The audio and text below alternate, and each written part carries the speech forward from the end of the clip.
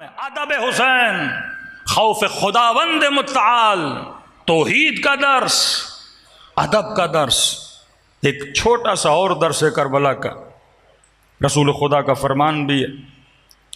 امام حسین کی زندگی میں جو بارز ترین نشانیاں ان کی زندگی میں پائی جاتی ہیں، خوف خدا، مصلی عبادت پر، عبادت خدا میں لقب ملا زین العابدین، سید الساجدین، سر کٹ رائے پر سجدے میں جا رہے ہیں۔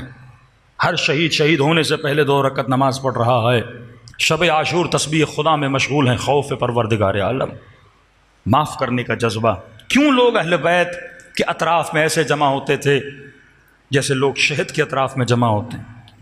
فرمایا المؤمن کالعسل، مومن کی مثال شہد کی طرح ہے، خود بھی میٹھا ہوتا ہے، جن کے ساتھ بیٹھتا ہے ان میں بھی مٹھاس کو بانٹ دیتا ہے۔ مومن نفرت بھری باتیں نہیں کرتا، مومن سے نہیں لڑاتا، مومن غیبتیں، تہمتیں، برائیاں، جھوٹ، نفرتیں نہیں پھیلاتا۔ ایک اور نکتہ کہ رسول خدا حضرت محمد مصطفیٰ صلی اللہ علیہ وآلہ وسلم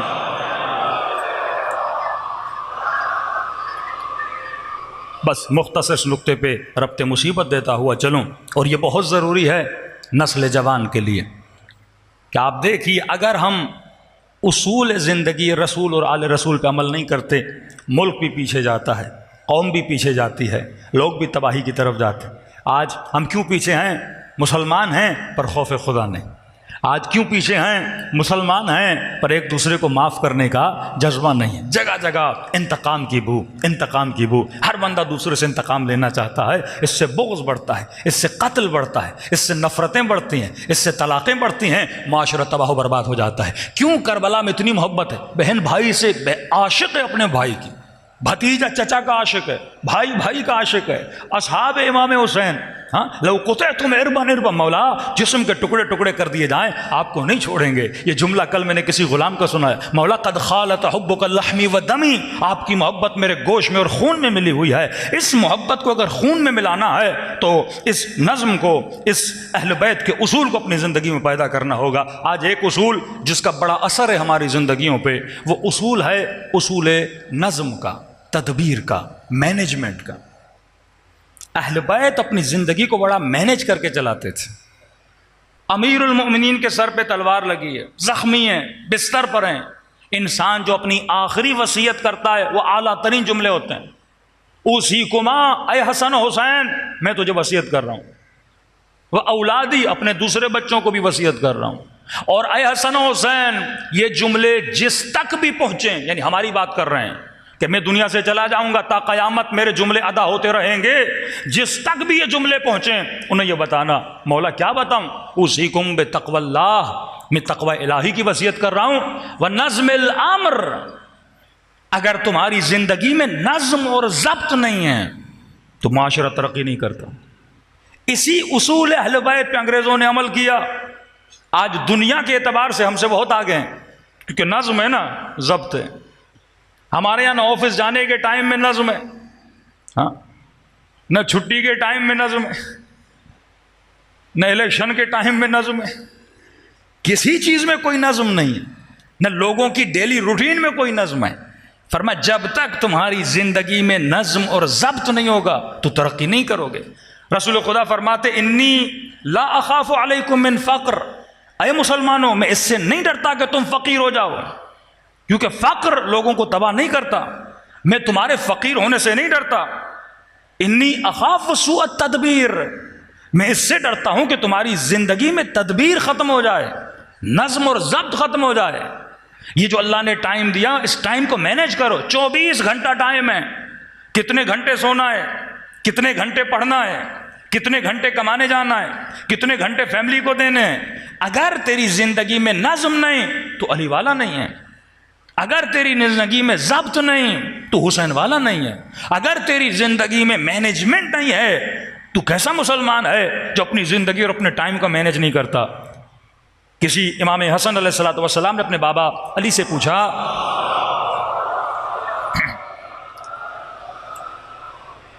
فرمایا بابا آپ کی پوری زندگی رسول خدا کی تربیت میں گزری ہے؟ کہا جی میرے لال۔ گویا آپ کو رسول نے پالا ہے؟ جی میرے لال۔ کہا بابا کوئی اہم چیز رسول خدا کی زندگی کے جو آپ مجھے بتائیں کہ میرے نانا زندگی گزارتے کیسے تھے؟ تو امیر المومنین فرماتے ہیں کہ جب رسول گھر میں آتے تھے اپنے وقت کو 3 حصوں میں تقسیم کرتے تھے. جزءا للہ، ایک حصہ پروردگار عالم کے لیے مخصوص ہوتا تھا کہ اس ٹائم پہ میں نے کیا کرنی ہے، عبادت خدا کرنی. اور جب عبادت خدا کے لیے نہیں جاتے تھے، اب بیوی ہو، رشتہ دار ہو، کوئی بھی ہو، نبی وہ مختص ہوتا تھا. ہاں، ازواج کبھی اٹھ کے آتی تھیں، دیکھتی تھی رسول خدا بستر پر نہیں ہے، کہاں ہیں؟ کیا دیکھ رہے ہیں؟ عبادت خدا میں مشغول ہیں، مناجات خدا میں مشغول ہیں، اللہ کو یاد کرنے میں مشغول ہیں. کہ جزءا للہ، ایک جز مخصوص ہوتا تھا 24 گھنٹوں میں، کس کے لیے؟ پروردگار عالم کے لیے. امیر المومنین کی دعائے کمیل یہ کیا ہے؟ یہ جزءا للہ ہے. راتوں کو جاتے تھے اللہ کی عبادت میں گزارتے تھے. امام زین العابدین کے دعائے ابو حمزہ سمالی پورا صحیفہ سجادیہ دعاؤں سے بھرا ہوا ہے. راز و نیاز با پروردگار عالم، واللہ ایسی دعائیں کسی قوم کے پاس نہیں ہے. یہ ہدیہ اہل بیت ہے، جو اہل بیت سے محبت کرتے ہیں ان کو اہل بیت نے عطا کیا. دعائے عرفہ امام حسین کی، ایسی توحید والی دعا کہیں پہ آپ کو نہیں ملتی. الہی اخشاک انی اراک بمخی و عروقی و لسانی و اذراثی و فمی و شفتائی. کہ خدا حسین اپنے ہونٹوں سے، حسین اپنی آنکھوں سے، حسین اپنی رگوں سے، حسین اپنے خون سے، حسین اپنے دانتوں سے، حسین اپنے کانوں سے، اپنے وجود کے ذرے ذرے سے حسین تجھے یاد کر رہا ہے، حسین تیرا شکر ادا کر رہا ہے، حسین تیری تسبیح ادا کر رہا ہے. ہاں، یہ دعائے عرفہ کب پڑھ رہے ہیں؟ کربلا کے واقعے سے پہلے. فرماتے ہیں جز حسین نے اپنے پورے بدن کا ایک ایک حصے کا نام لیا کہ خدا میرے وجود کا حصہ کیا کرتا ہے؟ تجھے یاد کرتا ہے. اور سیدہ زینب فرماتی ہیں اور اسی بدن کو جس نے خدا کو یاد کیا قطع کر دیا گیا. ہاں، محبت خدا سرشار تھی اہل بیت کے وضو میں. جزءا للہ، ایک جز اے جوان، اے مسلمان، کس کے لیے رکھا کرو؟ پروردگار عالم کی مناجات کے لیے.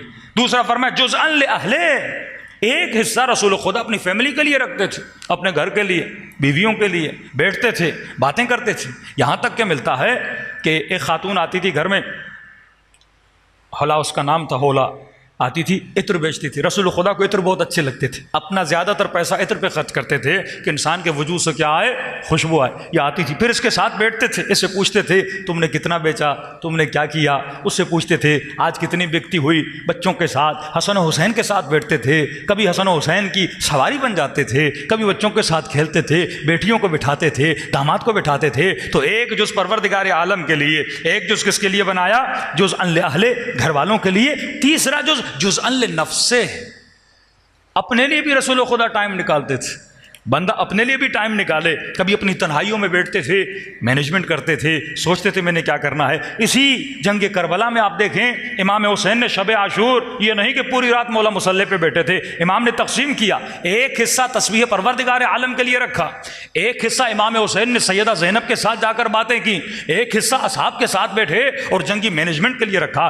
جس انسان کی زندگی میں تدبیر نہیں ہے، مینجمنٹ نہیں ہے، اصول زندگی اہل بیت نہیں ہے، وہ بندہ کامیاب نہیں ہوتا. اب بندہ صبح سے شام تک پیسے کے پیچھے لگ جائے، بچوں کو ٹائم نہ دے، اس کی زندگی میں بھی سکون نہیں ہے. ایک بندہ کام پہ نہ جائے، سارا دن گھر پہ بیٹھا رہے، اس کی زندگی تباہ ہے. دوسرا بندہ گھر کو بھی ٹائم نہ دے، کاروبار کو بھی ٹائم نہ دے، 24 گھنٹہ ٹی وی پر اور فلموں پہ بیٹھا رہے، اس کی زندگی بھی تباہ ہے. جب تک زندگی میں مینجمنٹ نہیں لاتے، یہ اللہ نے گھلٹیں کیوں دی ہیں؟ اچھا، پورے کائنات کو آپ دیکھ لیں، کائنات نظم اور ضبط کی وجہ سے چل رہی ہے. والشمس وضحاها والقمر اذا تلاها والنهار اذا جلاها والليل اذا يغشاها. آپ دیکھیں ستارے کس نظم سے آتے ہیں، سورج اپنے ٹائم پہ آتا ہے، اپنے ٹائم سے جاتا ہے. ایک منٹ اگر نظم کائنات خراب ہو جائے تو کائنات تباہ و برباد ہو جائے. تو جب کائنات بغیر نظم کا نہیں چل سکتی، تیری زندگی بغیر نظم کے کیسے چل سکتی ہے؟ یہی بدن جو پروردگار عالم نے تجھے دیا ہے، اس بدن کی دل کی دھڑکنوں میں کتنا نظم ہے. بی پی ہائی کب ہوتا ہے؟ جب نظم خارج ہو جاتا ہے. بی پی لو کب ہوتا ہے؟ جب نظم سے خارج ہو جاتے ہو. بیماریاں کب ہوتی ہیں؟ جب بدن نظم سے نکل جاتا ہے، تبھی انسان بیمار بن جاتا ہے. تو اگر جسم میں نظم نہ ہو تو جسم بیمار ہو جاتا ہے، اور اگر زندگی میں نظم نہ ہو تو انسان کی آخرت تباہ ہو جاتی ہے. صلوات پڑھے محمد و آل محمد.